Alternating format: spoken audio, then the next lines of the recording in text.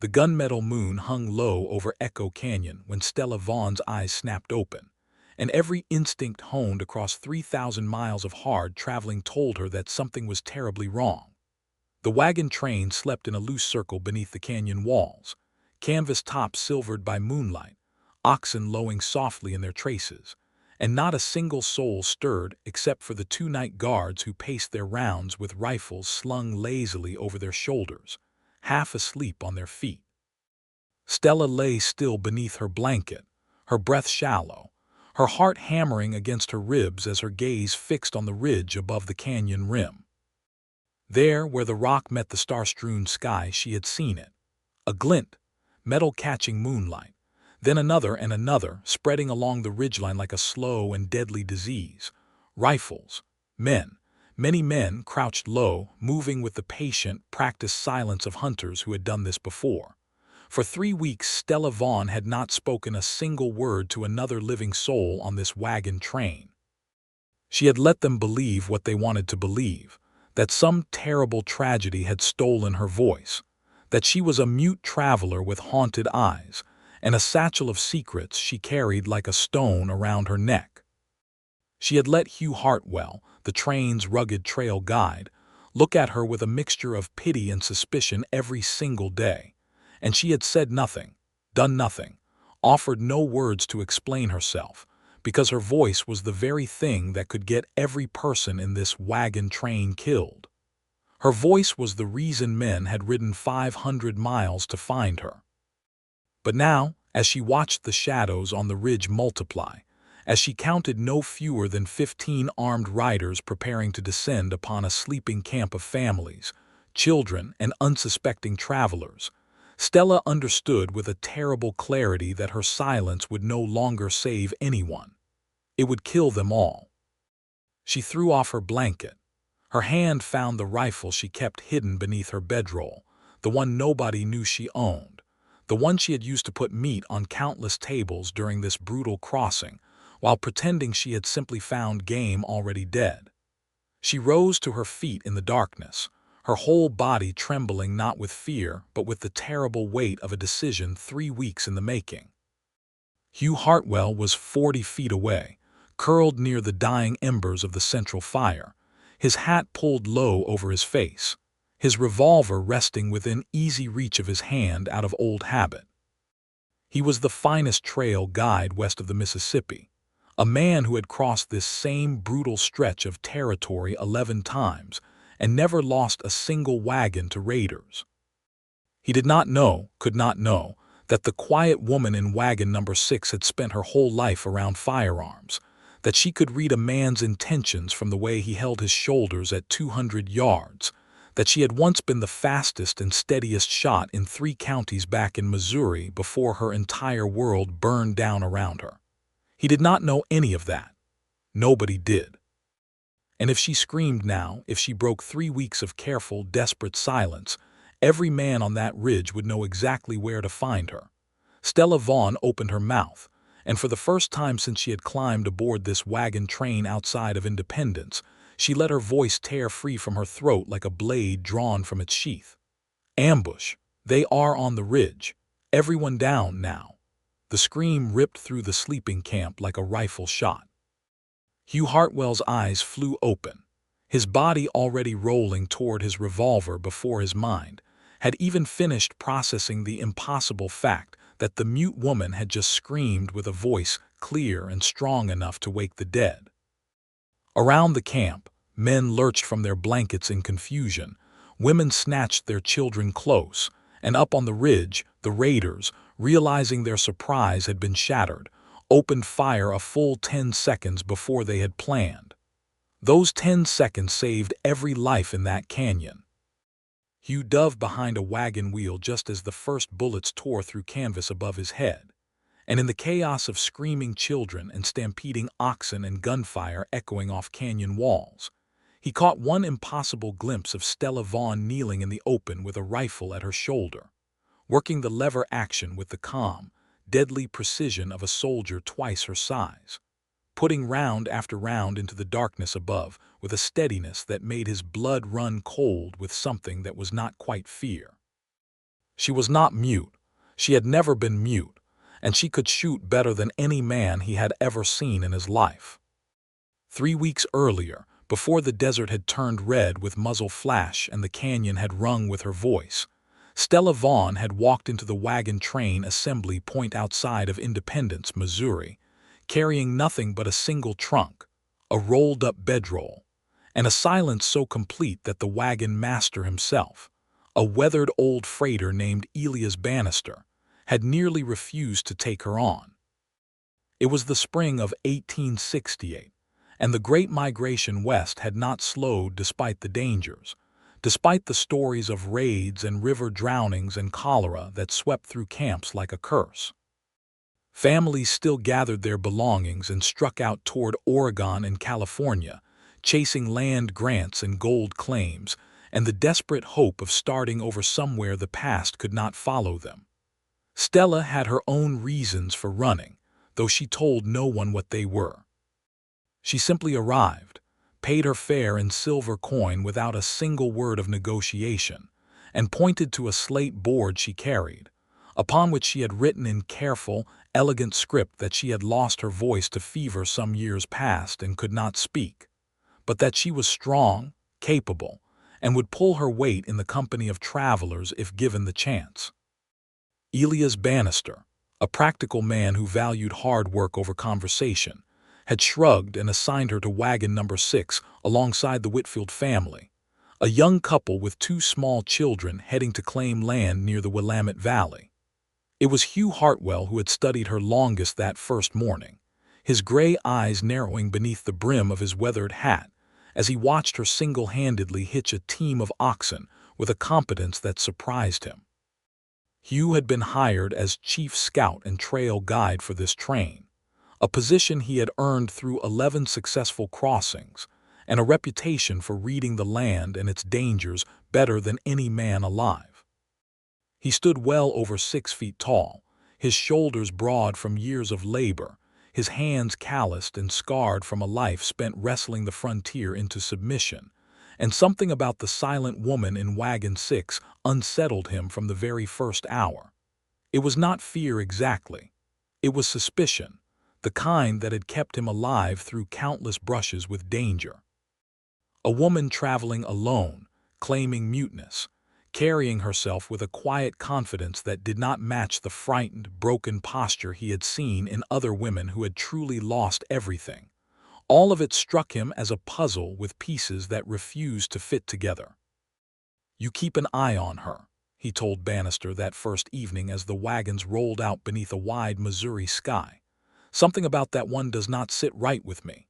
"She paid full fare and asked for nothing," Bannister replied, waving off his concern. "Let the woman travel in peace, Hugh. Not everyone carries a hidden motive." But Hugh Hartwell had survived too many years on dangerous trails to ignore the itch at the back of his neck, and so he watched her.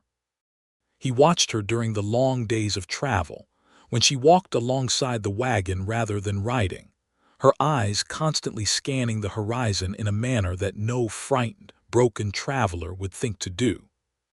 He watched her at the evening fires, when she wrote brief, polite responses on her slate to the Whitfield children's questions, her handwriting neat and educated, far more refined than most women who crossed this trail. He watched her hands, roughened in places that suggested hard labor, yet steady and precise in ways that spoke of training rather than mere survival. And on the 9th night of the journey, camped along the banks of a swollen creek, Hugh Hartwell watched something that confirmed every suspicion he carried.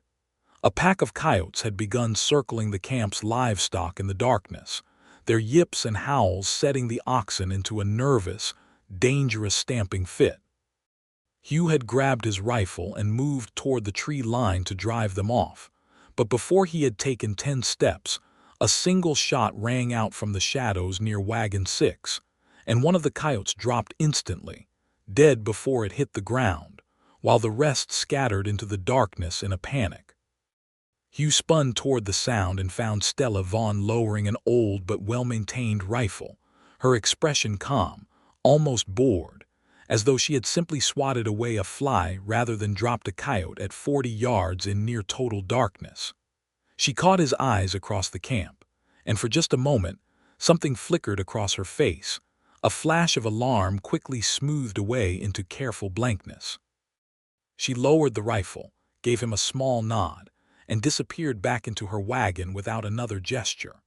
Hugh stood frozen in the darkness for a long moment, his mind racing through everything he had just witnessed. That shot had not been luck. That had been the work of someone trained, someone with hundreds of hours behind a rifle, someone who understood windage and distance and the particular darkness of a moonless prairie night better than most soldiers he had served alongside during the war. He did not sleep well that night, turning the puzzle of Stella Vaughn over and over in his mind. And the next morning, he found an excuse to walk alongside Wagon 6 for the better part of an hour, watching her from the corner of his eye as she managed the oxen team with the same quiet, deadly competence she had shown with that rifle. "You are a fine shot," he said finally, his voice carrying a challenge he did not bother to hide. "For a woman who has never held a gun before, that is." Stella did not look at him. She simply reached into the small satchel she carried at her hip, withdrew her slate and chalk, and wrote in her careful hand, "My father taught me to hunt when I was young." We needed the meat. It was not a lie, not entirely, but it was far from the whole truth, and Hugh Hartwell, a man who had learned to read half-truths the way other men read newspapers, understood immediately that she was hiding something far larger than a simple hunting lesson from her childhood. "Where is your father now?" he asked. She wrote 3 words on the slate and held it up without ever meeting his eyes. "He is dead." Something in the flatness of those words, the careful control required to write them without a single tremor in her handwriting, told Hugh that there was grief buried there, real grief, and against his better judgment, against every instinct that told him to keep his distance from a woman wrapped in secrets. He felt the first unwelcome stirring of something that was not quite suspicion anymore. The days rolled on, and the wagon train pushed westward across the endless plains, through country growing steadily more dangerous as they left civilization further behind.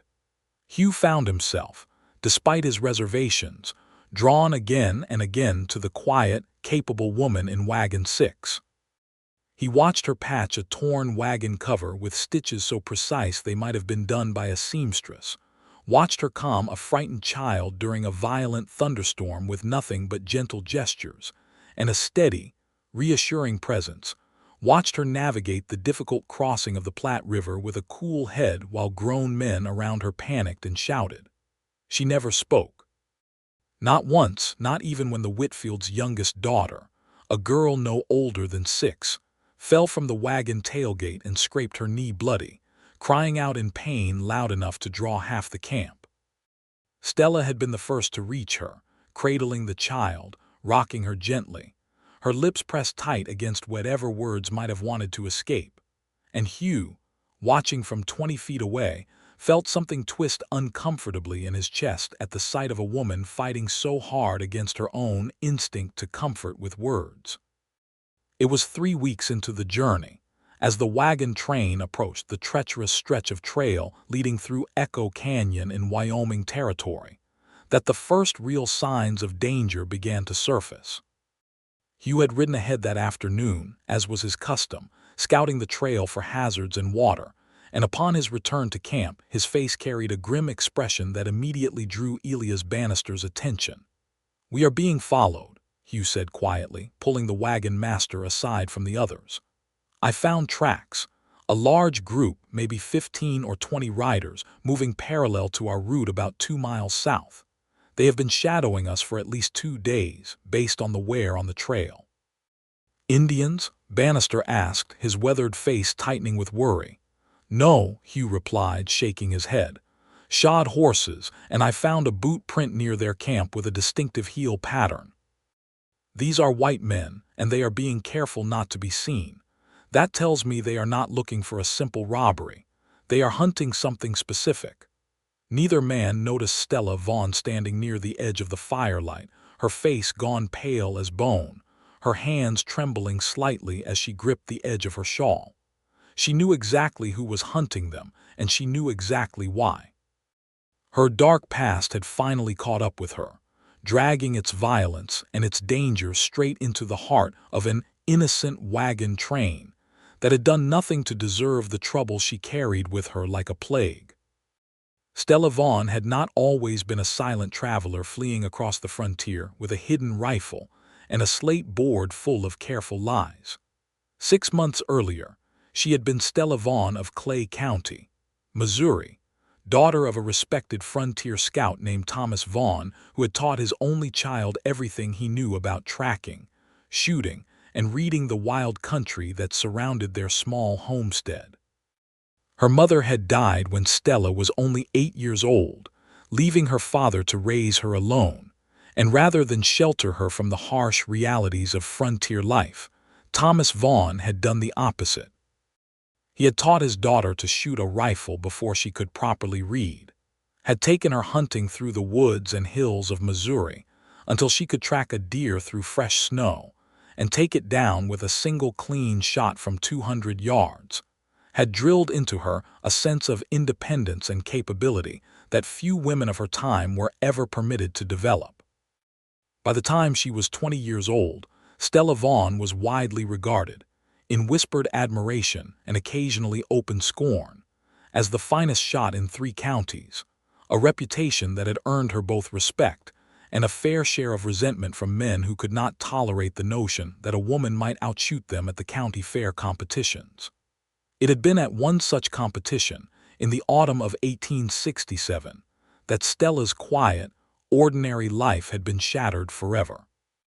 A man named Silas Rourke, leader of a gang of outlaws that had been terrorizing the countryside around Clay County for the better part of a year, had ridden into town that day with several of his men, ostensibly to watch the shooting competition, but in truth to case the local bank for a robbery planned for the following week.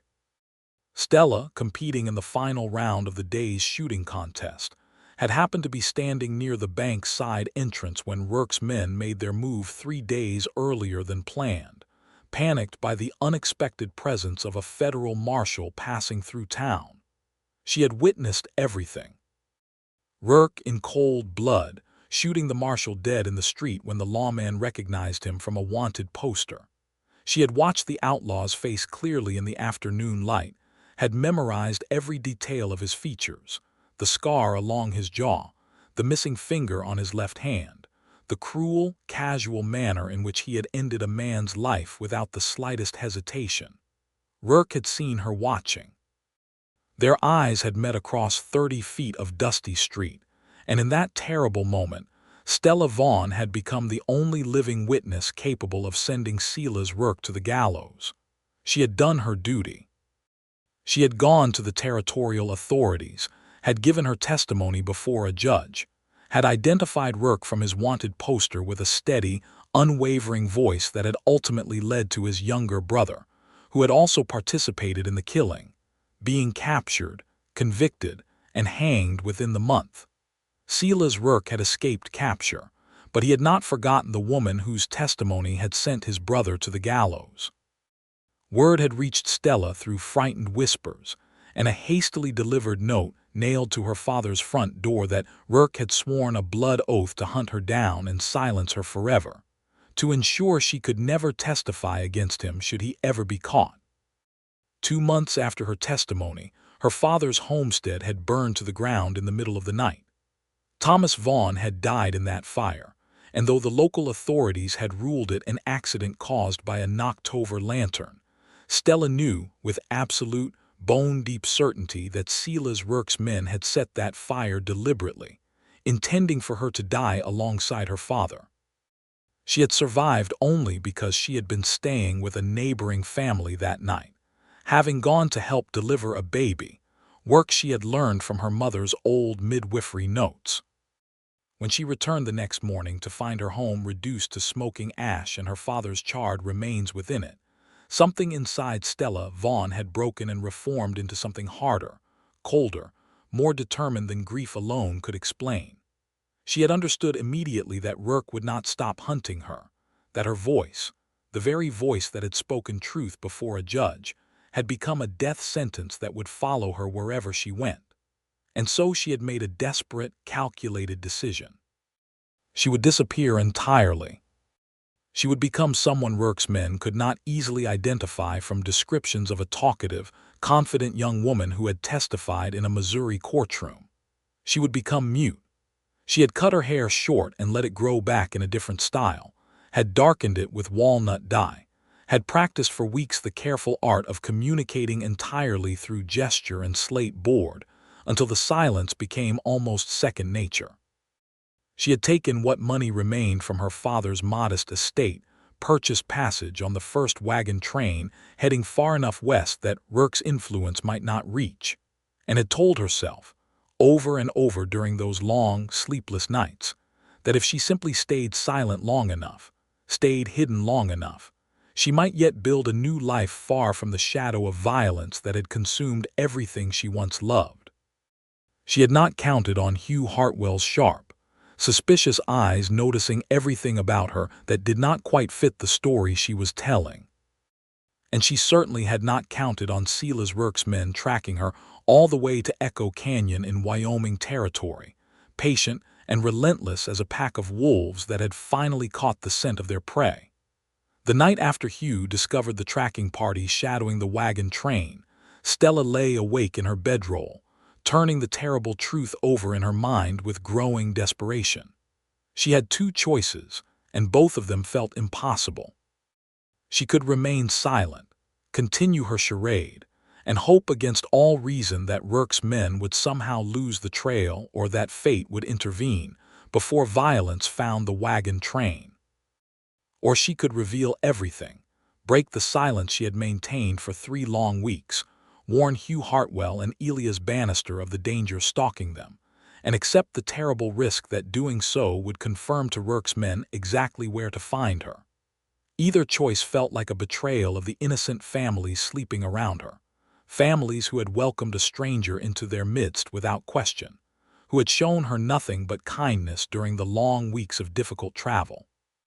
The Whitfield children had grown fond of her, bringing her wildflowers they picked along the trail, drawing pictures for her on scraps of paper as though trying to give her something in return for the silence they had come to accept without judgment.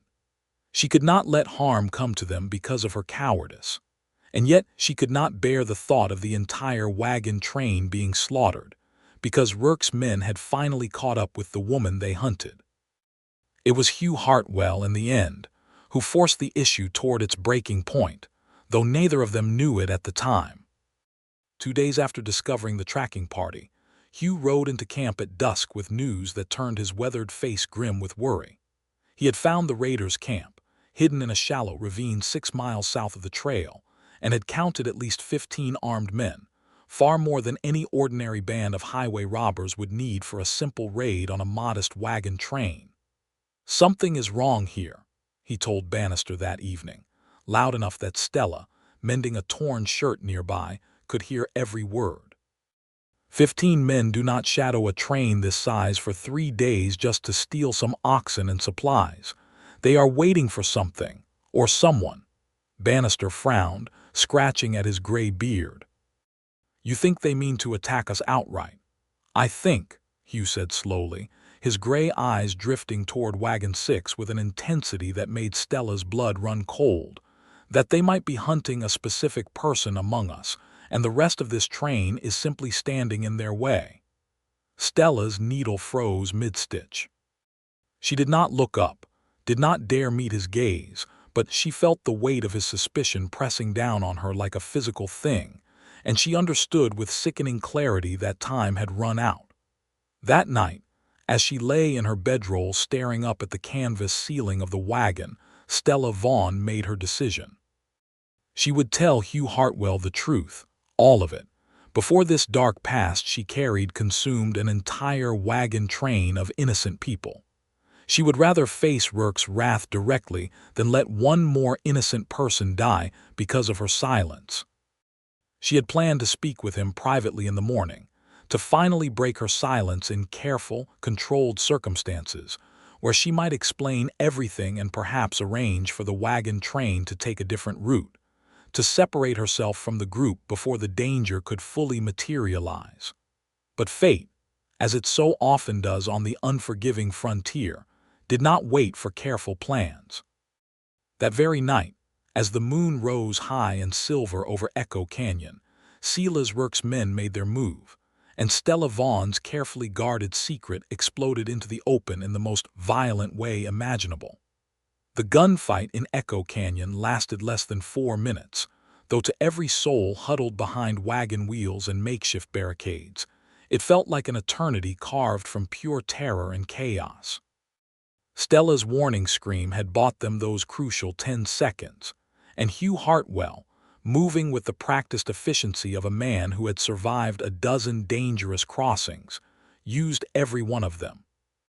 He rolled behind the nearest wagon wheel, revolver already in hand, and began shouting orders across the camp with a commander's authority that cut through the panic like a blade.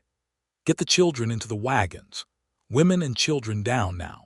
Men with weapons form a perimeter around the wagons. Fire only at clear targets."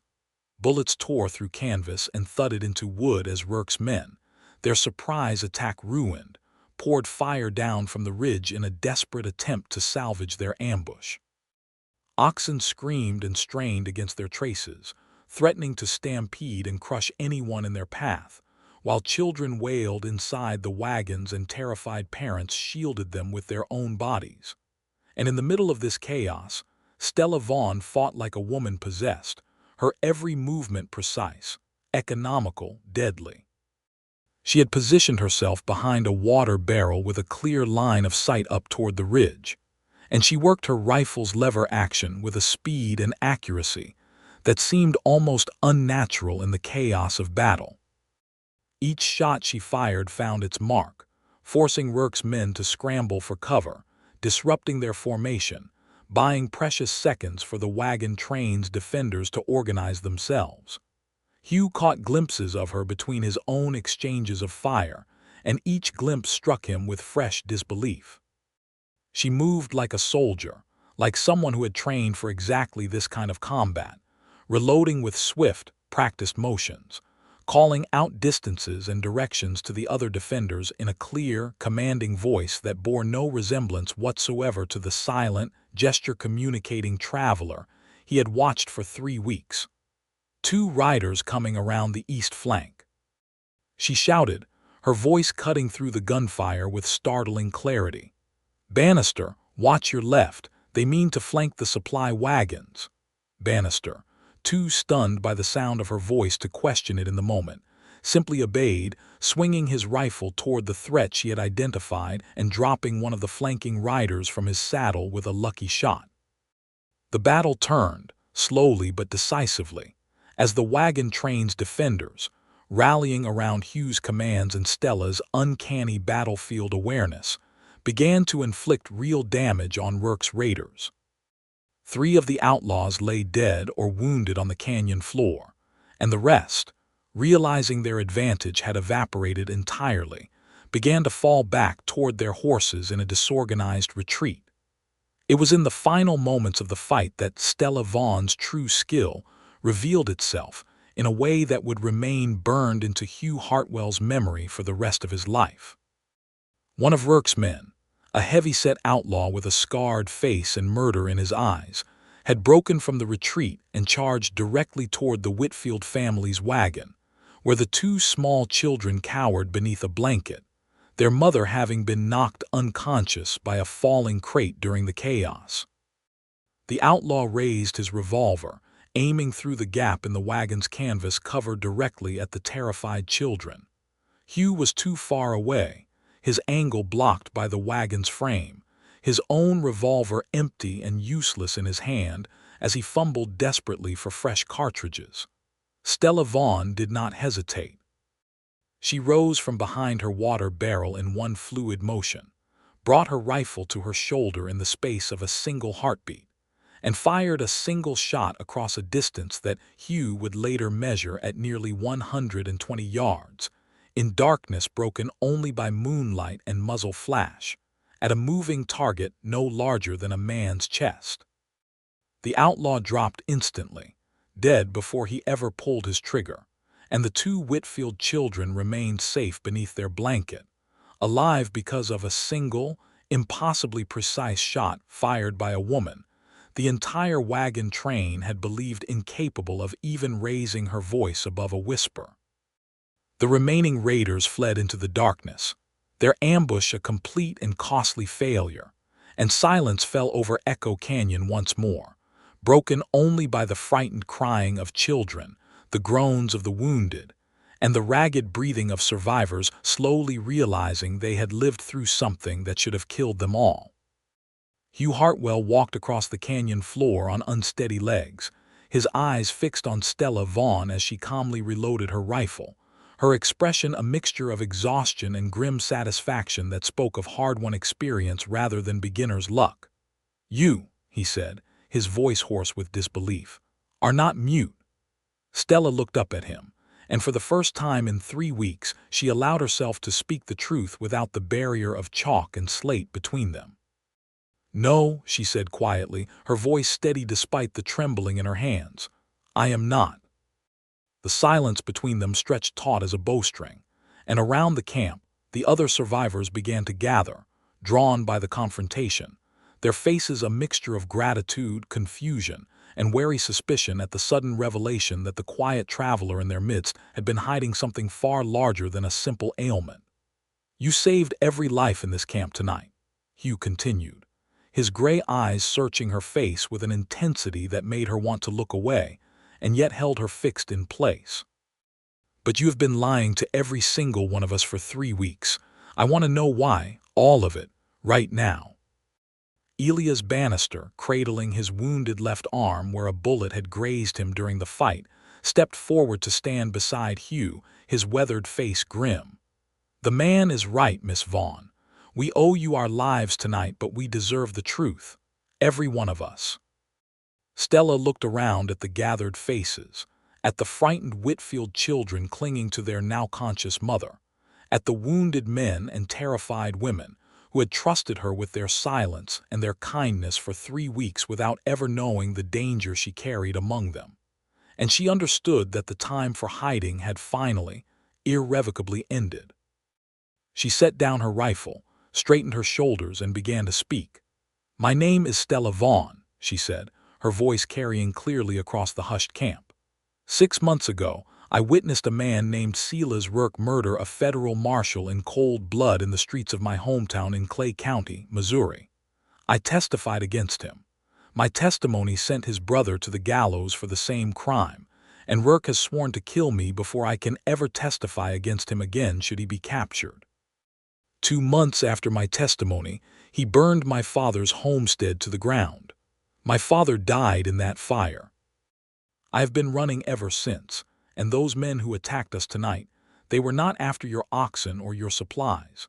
They were after me." A heavy silence fell over the camp as the full weight of her confession settled over the survivors.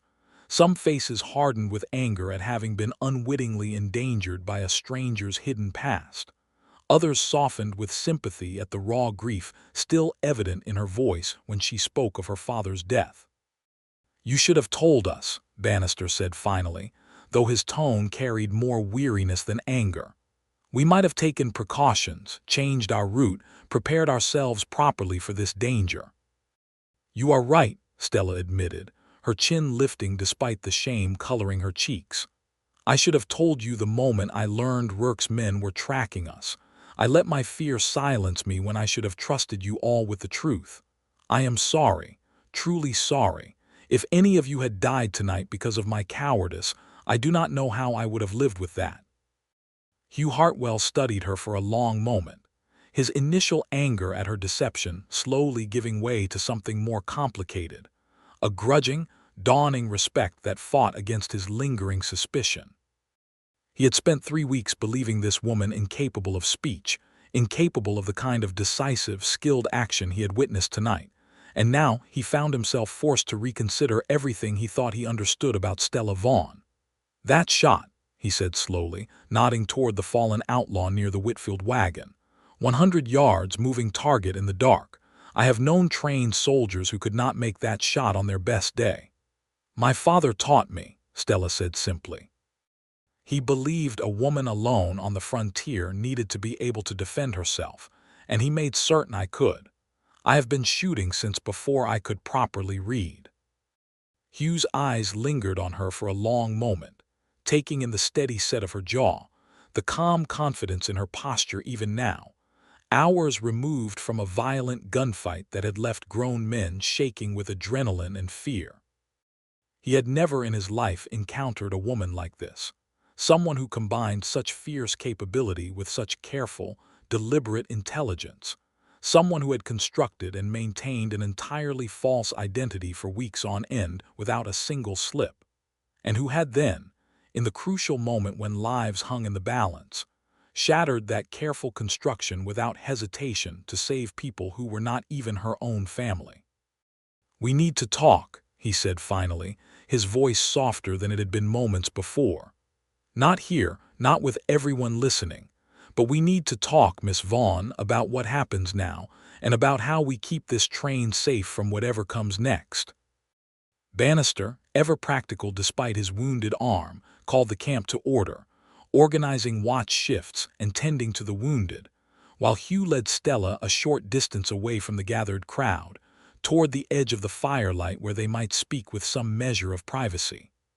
"Work will not stop," Stella said quietly once they were alone, her earlier composure finally beginning to crack under the weight of exhaustion and lingering terror. "Tonight was a failure for him, but he does not give up easily. He will regroup and he will try again, and next time he may not be so foolish as to attack an entire wagon train head-on.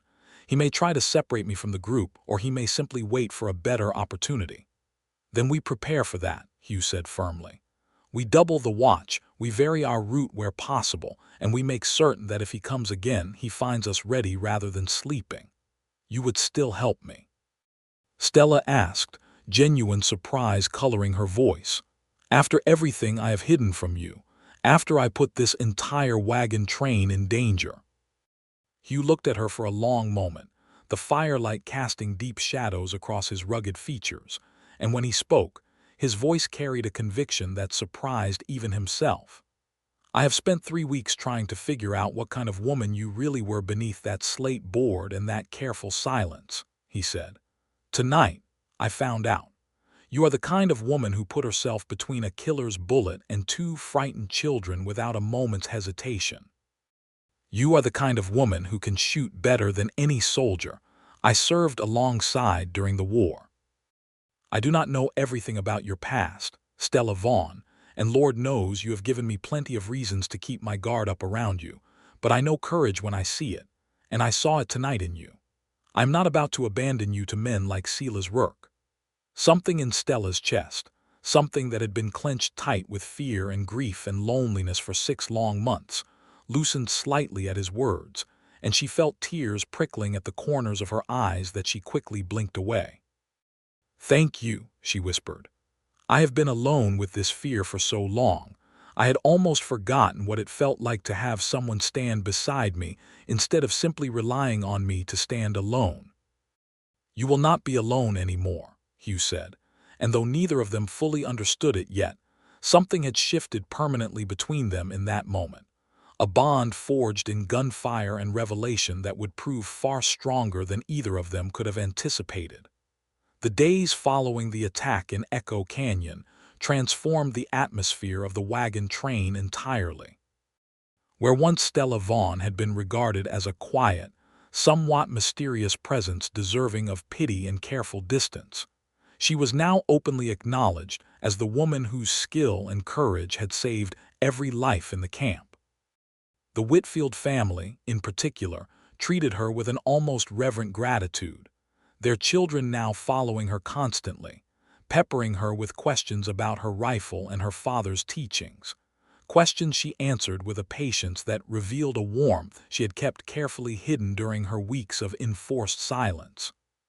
Hugh Hartwell found himself spending increasing amounts of time near Wagon 6, ostensibly to discuss security measures and route planning with the woman who now openly carried her rifle rather than hiding it beneath her bedroll, but in truth, because he found himself unable to stay away from her company. He had traveled this trail 11 times, had met countless travelers of every description, and never before had he encountered a woman whose mind worked with such sharp, analytical precision, who could discuss terrain and tactics with the same fluency most women reserved for discussions of quilting patterns or church socials. "You should have seen the ambush coming sooner," Stella told him bluntly one evening, as they sat together near the fire studying a rough map Hugh had sketched of the terrain ahead. "The tracks you found 2 days before the attack, the way the riders were shadowing us at a consistent 2-mile distance, that told you they were being patient, methodical. Men planning an opportunistic robbery do not maintain that kind of discipline for days on end. That should have told you they were hunting something specific." Hugh raised an eyebrow at her directness, more amused than offended by her critique. "You are telling me how to do my job, Miss Vaughn. I am telling you what my father taught me about reading the intentions of men who mean you harm," she replied evenly. "He spent years scouting for the army before he settled down and started a family. He used to say that most men give away their plans through patience alone. A man who is truly opportunistic moves quickly, before his target has time to prepare. A man who is patient is waiting for a specific advantage, a specific moment. Rourke's men waited 3 days because they wanted us relaxed, comfortable, and asleep. That patience should have told you this was not an ordinary raid." Hugh studied her for a long moment, an unfamiliar warmth spreading through his chest that had nothing to do with the fire beside them. "Your father sounds like he was a remarkable man." "He was," Stella said softly, her eyes growing distant with grief. "He was the finest tracker and scout I ever knew, and he taught me everything he knew, because he refused to believe that a daughter deserved any less protection or capability than a son might have received. He used to say the frontier does not care whether you are a man or a woman, it only cares whether you are prepared or unprepared, and he was determined that I would always be prepared." "He would be proud of you," Hugh said quietly. "What you did during that attack, the shot you made to save those children, that was not luck. That was years of discipline and training, and it saved lives that would otherwise have been lost. I do not say this lightly, Stella, but I have never in my life witnessed a shot like that from anyone, man or woman." Stella looked up at him, surprised by the genuine admiration in his voice, so different from the suspicious wariness he had shown her during those first weeks of the journey. "You believed I was hiding something dangerous," she said. "Are you not still concerned about what other secrets I might be carrying?" Hugh considered the question seriously before answering. "I believe you are carrying grief and fear, and a very real danger that follows you through no fault of your own. I no longer believe you are hiding some malicious intent toward this wagon train or its people. What I saw during that fight, the way you protected people who were strangers to you just weeks before, that told me everything I needed to know about your character, Stella Vaughn. You are not someone I need to fear. You are someone I find myself." He trailed off, seeming to catch himself before finishing the thought, and Stella felt her pulse quicken at the sudden, charged silence between them. "Someone you find yourself what?" she prompted gently. "Someone I find myself deeply respecting," Hugh finished, though the careful hesitation in his voice suggested there had been another word he had considered and discarded. "And someone I intend to help protect for the remainder of this journey, whatever it takes." The weeks that followed brought the wagon train through increasingly difficult terrain, across the punishing landscape of Wyoming Territory toward the eventual crossing of the Rocky Mountains. And through it all, Hugh Hartwell and Stella Vaughn found themselves drawn together with an intensity that neither of them had anticipated nor, if they were being honest with themselves, particularly wanted to resist. Stella taught the Whitfield children how to identify edible plants along the trail, drawing on knowledge her father had passed down through years of careful teaching, and Hugh often found himself watching her with the children, struck by the gentle patience she showed despite the fierce capability she had demonstrated during the attack. She was not simply a skilled fighter or a woman running from a dark past. She was thoughtful, intelligent, curious about the world around her, in a way that constantly surprised him with new depths he had not expected to find. For her part, Stella found herself increasingly drawn to Hugh's quiet strength, his unwavering dedication to the safety of every person under his guidance, and the surprising gentleness he showed toward the children and elderly travelers in the group despite his rugged, imposing exterior.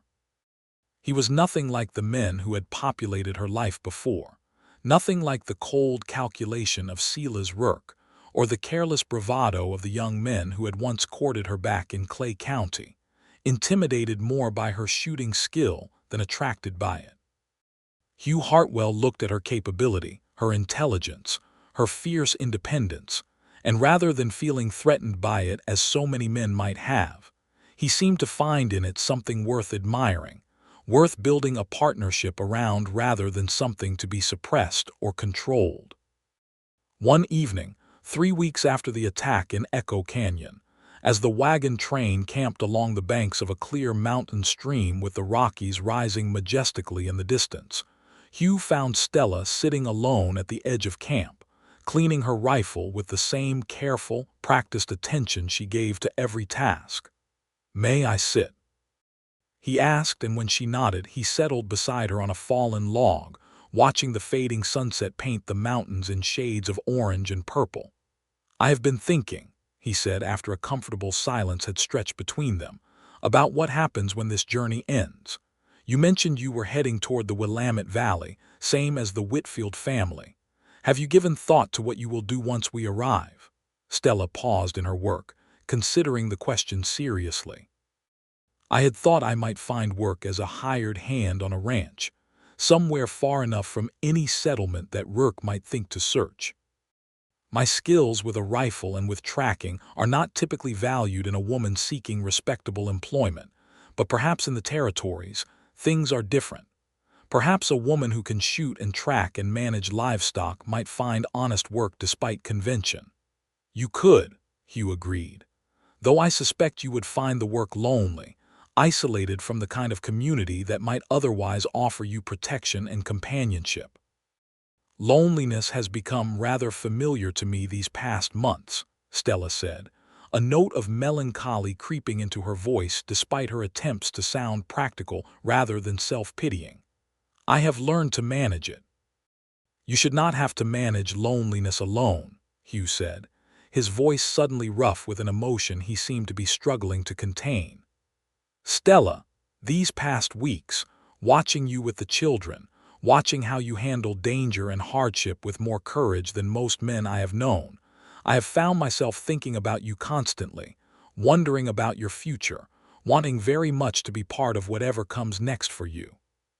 Stella set down her rifle entirely now, turning to face him fully, her heart pounding against her ribs as she recognized the vulnerability in his expression, so different from the guarded suspicion he had shown her during those early weeks of the journey.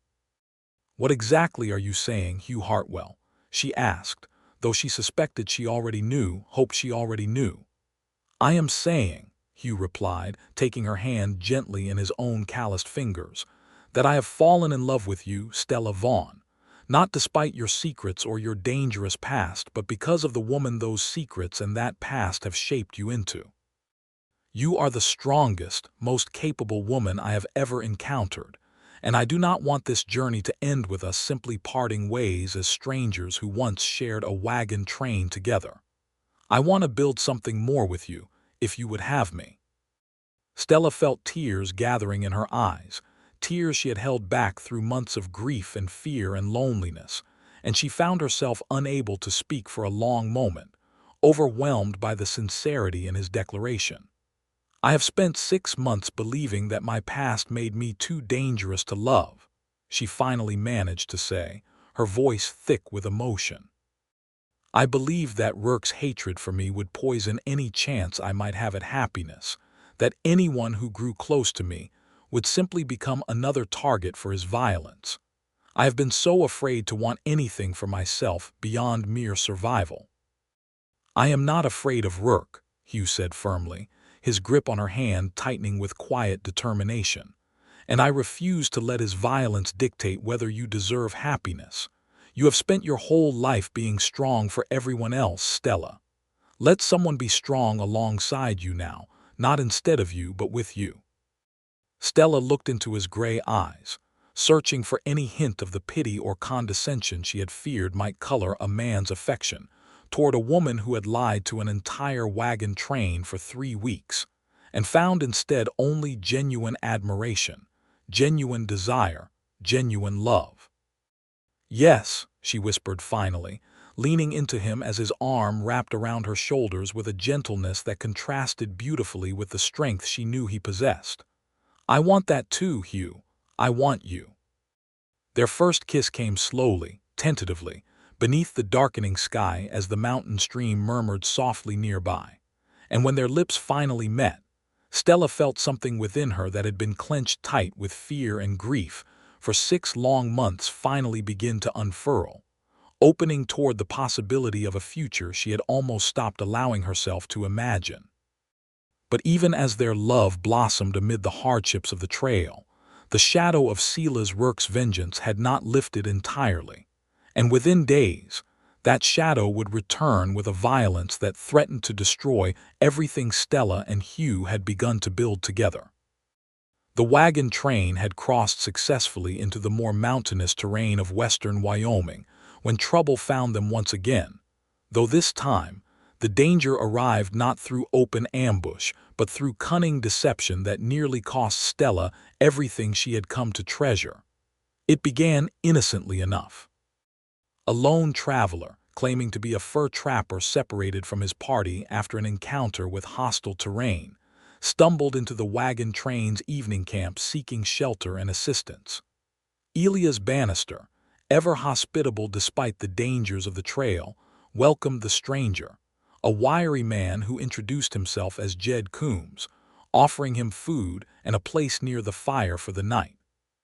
Hugh, his instincts still sharpened by the memory of the Echo Canyon ambush, watched the newcomer with careful suspicion throughout the evening, noting the way the man's eyes seemed to linger a bit too long on Stella Vaughn whenever she moved through the camp, noting the subtle wrongness of his supposedly worn trapper's clothes, which seemed too clean, too well maintained for a man claiming to have been lost in the wilderness for several days. Late that night, unable to shake his unease, Hugh rose from his bedroll and made his way quietly through the darkened camp, intending to keep watch over the stranger rather than trust entirely in the man's claimed innocence. What he discovered confirmed his worst fears.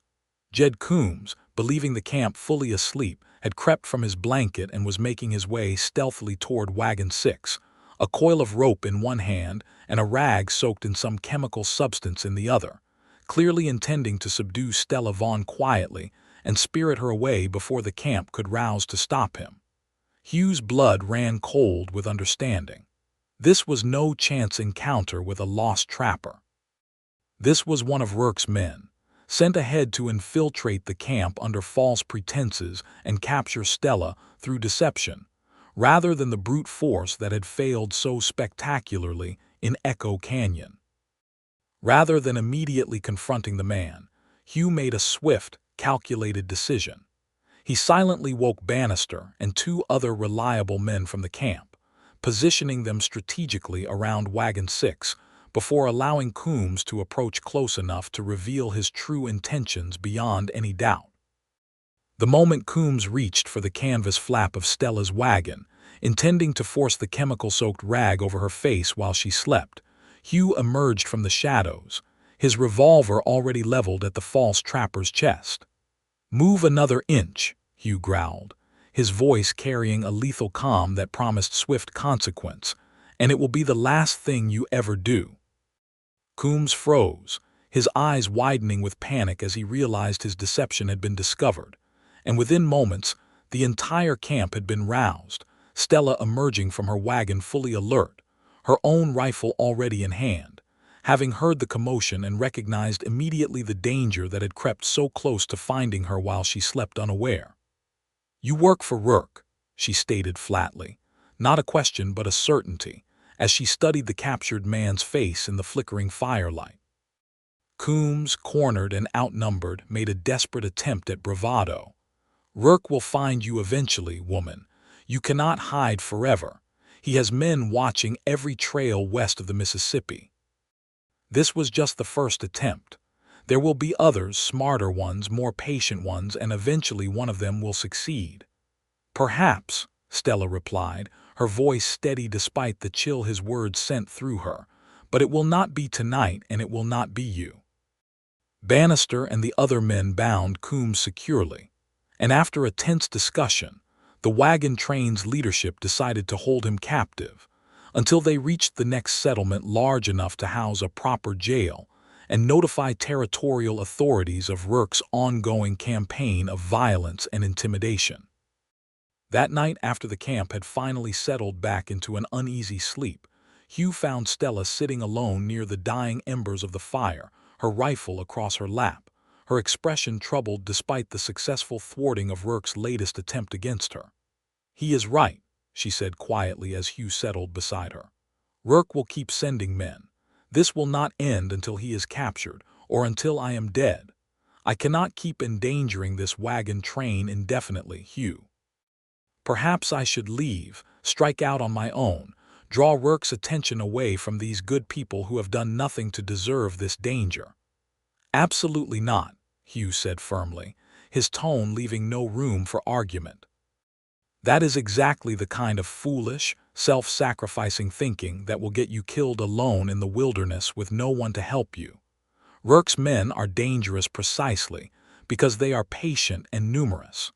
Alone, you would be far more vulnerable than you are here, surrounded by people who care about your safety and who possess the numbers and resources to protect you properly. But every day I remain with this train, I put every single person here at risk," Stella argued, her fierce independence warring visibly with her growing feelings for Hugh and her reluctance to cause him, or the others, any further danger. "I cannot ask these families to continue risking their lives and their children's lives simply because I lack the courage to face my own fate alone." Hugh took her hands in his own, forcing her to meet his eyes directly. "Listen to me carefully, Stella Vaughn. You did not ask for any of this danger. Rourke chose to make you a target because you had the courage to tell the truth about a murder you witnessed. That courage does not deserve punishment through your isolation and eventual death at the hands of violent men. This wagon train chose, collectively, to stand with you after learning the truth. Bannister could have left you at the next settlement weeks ago if he wished to avoid the danger, but he did not, because he understood, as I understand, that protecting the innocent from violent men is not merely your burden to carry alone. It is a burden we all share, as decent people who refuse to let evil triumph simply because confronting it carries risk." Tears slipped silently down Stella's cheeks as she absorbed his words, and for the first time since her father's death, she allowed herself to fully accept that perhaps she did not have to carry this weight entirely alone, that perhaps love and community could offer a strength that solitary flight never could. "I love you," she whispered, the words emerging with startling clarity despite the tears still tracking down her face. "I have been so afraid to say it, afraid that loving you would only put you in greater danger, but I cannot pretend any longer that my heart has not already chosen you, Hugh Hartwell." "I love you too," Hugh replied, drawing her close against his chest, his arms wrapping around her with a protective strength that felt like coming home after months of desperate, lonely flight. "And I promise you, Stella, we will face whatever Rourke sends against us together, as partners, not as a helpless woman and her protector, but as two people equally capable of facing danger and equally determined to build a future together despite it." Their reconciliation that night deepened the bond between them into something unshakable, a foundation strong enough to withstand whatever trials still lay ahead on the long road toward Oregon territory. But Silas Rourke, upon learning of Coombs's failure through a network of informants and paid scouts scattered across the frontier, grew increasingly desperate and increasingly dangerous in his singular obsession with silencing the woman who had testified against his brother. 3 weeks after the failed kidnapping attempt, as the wagon train pushed through the final treacherous mountain passes before descending into the fertile valleys of Oregon Territory, Silas Rourke himself, no longer content to send hired men to accomplish what they consistently failed to achieve, rode at the head of his remaining gang members directly toward the wagon train's position, determined to end this pursuit personally, permanently, and with whatever violence necessary. The final confrontation came at a narrow mountain pass that offered the wagon train's defenders both advantage and terrible risk, a location that would forever be remembered by every survivor as the place where Stella Vaughn's courage and skill, combined with Hugh Hartwell's tactical brilliance, finally brought an end to the darkness that had haunted her for so many months. The scouts spotted Rourke's approach 2 days before the confrontation, giving Hugh precious time to prepare defenses that would prove far more effective than the chaotic scramble that had characterized the Echo Canyon ambush months earlier. "He is bringing everyone he has left," Hugh reported to the assembled leadership of the wagon train, having ridden ahead with 2 other scouts to assess the approaching threat. "Perhaps 12 men, all heavily armed, moving directly toward our position rather than attempting any subtlety. This is not a raid designed to steal supplies. This is Rourke himself, coming to finish what his men have failed to accomplish 3 times now." Stella, present at the strategy discussion, by unanimous agreement of the wagon train's leadership who had come to respect her judgment implicitly, studied the map Hugh had sketched of the terrain ahead with the same careful analytical focus her father had taught her to bring to any tactical problem. "This pass," she said, tracing a narrow section of the trail with her finger, "offers high ground on both sides. If we can position marksmen along these ridges before Rourke's men arrive, we would have a significant advantage over any direct assault through the pass itself." "That is exactly what I was thinking," Hugh agreed, meeting her eyes with the particular warmth he reserved for moments when her tactical instincts aligned perfectly with his own extensive experience. "But it means splitting our defenders, leaving the main camp somewhat exposed while we establish those ridge positions.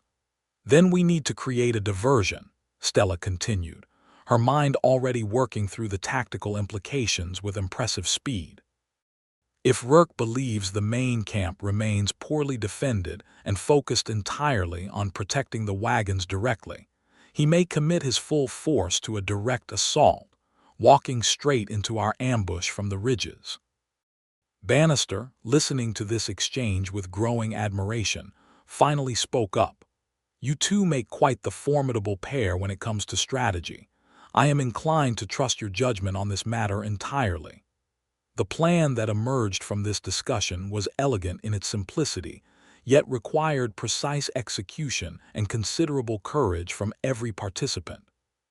Hugh would position himself with several skilled defenders along the western ridge, while Stella, given her demonstrated marksmanship, would take position along the eastern ridge with 2 other capable shooters recruited from among the wagon train's male travelers. The remaining defenders would maintain a visible but deliberately vulnerable appearance around the main camp, designed to convince Rourke that a direct assault through the pass offered his best opportunity for success. When Silas Rourke finally led his remaining men into the narrow mountain pass 2 days later, confident that he had finally cornered his elusive prey, he rode directly into a trap that would prove to be his final, fatal miscalculation. The ambush began with brutal efficiency the moment Rourke's men had committed fully to the pass, their retreat cut off by the narrow terrain while gunfire erupted from both ridges simultaneously. Hugh's position on the western ridge quickly disabled 3 of Rourke's men within the first 30 seconds of engagement, his years of tactical experience proving devastatingly effective against an enemy caught completely by surprise. But it was Stella Vaughn's position on the eastern ridge that ultimately determined the confrontation's outcome, for it was there, amid the chaos and gunfire, that she finally came face to face with the man who had murdered her father and hunted her across half a continent.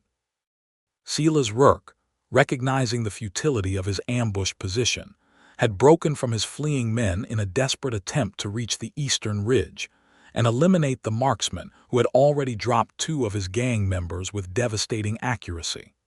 He scrambled up the rocky slope with murderous determination, his revolver drawn, his scarred face twisted with the particular hatred of a man who has spent months obsessing over a single target.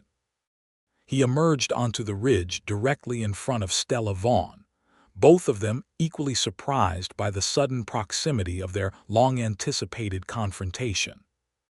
"You," Rourke snarled, recognition flooding his features as he raised his revolver toward the woman who had testified against his brother, whose voice had ultimately sent that brother to the gallows, whose continued survival had haunted his every waking moment for 6 long months. "I have been waiting a long time for this."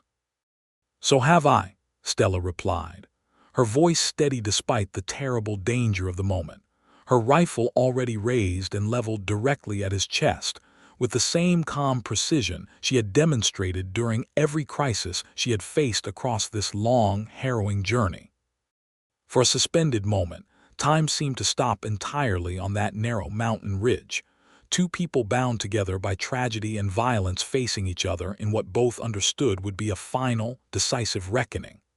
"You killed my father," Stella said, her finger steady on the trigger despite the tears that threatened to blur her vision. "You murdered an innocent lawman in the street, and you burned my home to the ground trying to silence me forever. I have run from you for 6 months, Silas Rourke, but I will not run any longer." Rourke's finger tightened on his own trigger, but Stella Vaughn, trained since childhood by a father who had insisted his daughter possess every capability necessary to defend herself against the dangers of the frontier, proved faster and more precise in that critical instant. Her shot found its mark a fraction of a second before his finger could complete its fatal motion, and Silas Rourke collapsed backward off the ridge, his reign of terror finally, permanently ended. Hugh, having fought his way across the pass upon hearing the exchange of gunfire from the eastern ridge, arrived moments later to find Stella standing alone at the ridge's edge, her rifle still smoking, her face pale with the enormity of what had just occurred but her posture unbroken, unbowed by the violence she had been forced to commit in defense of her own survival. "It is over," she said quietly as Hugh reached her side, his arms immediately encircling her trembling form. "He is finally, truly gone."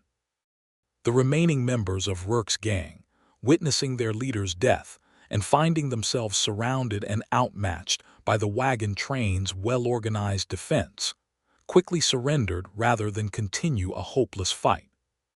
Within an hour, the confrontation that had shadowed Stella Vaughn's entire journey west had concluded entirely. The surviving outlaws bound and prepared for delivery to territorial authorities at the next settlement, while the wagon train's defenders tended to their few wounded and processed the enormity of the violence they had survived together. That evening, as the wagon train camped in the aftermath of the battle, finally able to rest without the shadow of Rourke's pursuit hanging over every mile of their journey, Hugh Hartwell found Stella sitting alone beside a quiet stream, staring at her reflection in the moonlit water with an expression of complicated grief and relief intertwined. "You saved this entire wagon train today," Hugh said softly, settling beside her. "Not for the first time, either. Since that night in Echo Canyon, you have protected these people again and again, at tremendous personal risk to yourself." "I only did what my father taught me," Stella replied, though her voice carried a weariness that spoke to the tremendous emotional toll of finally confronting and defeating the man who had haunted her for so long. "I wish he could have seen this day. I wish he could know that his teachings, everything he sacrificed to make certain I could protect myself, ultimately led to justice being served." "He would be immeasurably proud of you," Hugh said, echoing sentiments he had expressed once before, though this time with the added weight of having witnessed her final, decisive confrontation with the man responsible for her father's death. "And I am proud to know you, Stella Vaughn. Proud and deeply, completely in love with you." Stella turned to face him fully, the moonlight illuminating features that had grown so dear to him across the months of their difficult, dangerous journey together. This journey began with me believing I would have to face the entire world alone, hiding behind silence and secrets, convinced that love and safety were luxuries I could not afford given the darkness pursuing me. You changed that, Hugh. You saw beyond the silence to the woman I truly was, and you chose to stand beside me rather than fear what you found there. I chose to fall in love with the strongest, most capable, most extraordinary woman I have ever encountered, Hugh replied, reaching up to gently brush away the tears now falling freely down her cheeks. And I intend to keep choosing you, Stella, for however many years we are fortunate enough to share together. The wagon train reached the fertile valleys of Oregon Territory 3 weeks later, the final leg of their long journey passing in relative peace, now that the shadow of Silas Rourke's vengeance had been permanently lifted. The surviving members of his gang had been delivered to territorial authorities at Fort Bridger, their testimony ultimately corroborating everything Stella had already reported about Rourke's crimes, providing final, official closure to the dark chapter of violence that had defined her existence for the better part of a year. Elias Bannister, upon their arrival in the Willamette Valley, gathered the entire wagon train for a final celebration marking the successful completion of their arduous journey. And it was during this celebration, surrounded by the very people whose lives she had saved, and who had, in turn, offered her a community and acceptance she had never dared hope to find, that Hugh Hartwell knelt before Stella Vaughn beneath a canopy of ancient oak trees and asked her to become his wife. "I have crossed this trail 11 times, he said, his voice carrying clearly to the assembled crowd of well-wishers who had gathered to witness this moment, and never once did I imagine I would find, among the dangers and hardships of this journey, the woman who would become the great love of my life. Stella Vaughn, you are the bravest, most intelligent, most extraordinary woman I have ever known. You do not need me to protect you, for you have proven again and again that you can protect yourself and everyone around you with a skill that humbles me completely. But I want to stand beside you regardless, not because you require it, but because I cannot imagine building a future that does not include you at the very center of it. Will you marry me?" Stella, surrounded by the Whitfield children who had grown to love her dearly, by Bannister and the other travelers who had witnessed her transformation from mysterious silent stranger to celebrated protector and beloved friend, felt her heart overflow with a joy she had believed impossible just months earlier, when grief and fear had consumed every corner of her existence. "Yes," she said, pulling Hugh to his feet and into an embrace that drew cheers and applause from the gathered crowd.